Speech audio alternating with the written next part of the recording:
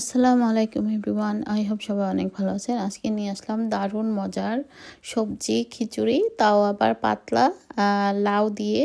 তো যারা এভাবে কখনো খাননি লাউ দিয়ে, তবে আমার আজকের এই রেসিপিটা দেখে অবশ্যই একবার হলেও খেয়ে দেখবেন। এত সুস্বাদু হয়, মানে লাউ দিয়ে আমি নিজেও অবাক হয়েছি।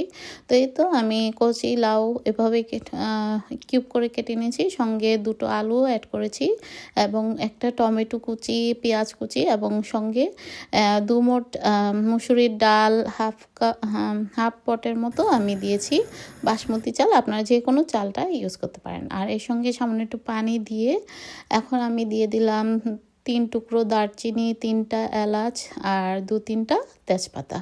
মশলার মধ্যে এগুলোই। তো পানিটা দিয়ে আমি প্রথমেই চাল এবং সবজিটাকে সিদ্ধ করে নিচ্ছি। আর উপর থেকে যে ফেনাটা উঠবে, তো আস্তে আস্তে করে এভাবে চামচ দিয়ে বা স্প্যাচুলার মাধ্যমে এভাবে ফেনাটা উঠিয়ে দিবেন বা তুলে ফেলে দিবেন, তাহলে ভালো লাগবে। আর যদি মনে হয় যে না, সমস্যা নেই, তো না ফেললেও হবে, কোনো সমস্যা নেই, যেহেতু এটা খাবার থেকে উঠে আর কি। তো এখানে আমি সামান্য কিছু মশলা অ্যাড করছি, যেমন হলুদ গুঁড়ো। আপনারা চাইলে শুধু হলুদ দিয়েও করতে পারেন। আমি সঙ্গে ভাবলাম যে আর একটু বাড়িয়ে দিই, যেমন মরিচ গুঁড়ো সামান্য একটু দিয়েছি, আপনারা চাইলে স্কিপ করতে পারেন। আর দিয়েছি ধনে গুঁড়া।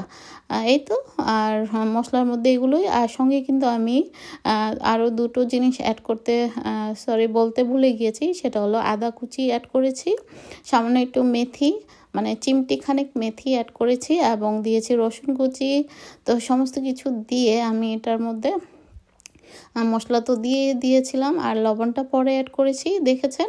তো সমস্ত কিছু দিয়ে খুব ভালো মতো এটাকে আমি বারবার নেড়ে চেড়ে দিচ্ছিলাম। আর যতক্ষণ না রাইসটা ভালো মতো গলে আসে বা নরম হয়ে আসে এবং সবজিটাও।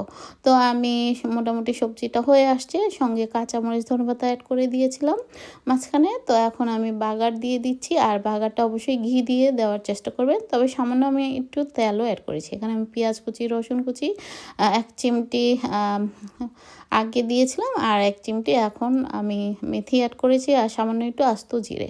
তো এগুলো দিয়ে বাগারটা দিলে, আর ঘি 1 টেবিল চামচের মতো দিয়েছি।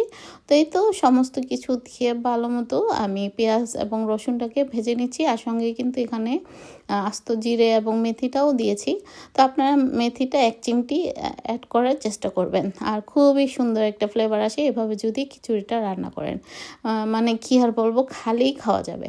তো যেহেতু বাসায় গরুর মাংস রান্না ছিল, তো সেটা দিয়ে খেয়েছিলাম আমরা। আর বেশ কিছু ধনেপাতা অবশ্যই অ্যাড করবেন, দেখবেন এত সুস্বাদু হয় মানে এই খিচুড়িটা। আর খুব বেশি পাতলাও করবেন না, আবার খুব বেশি ঘনও না, ঠিক এরকম।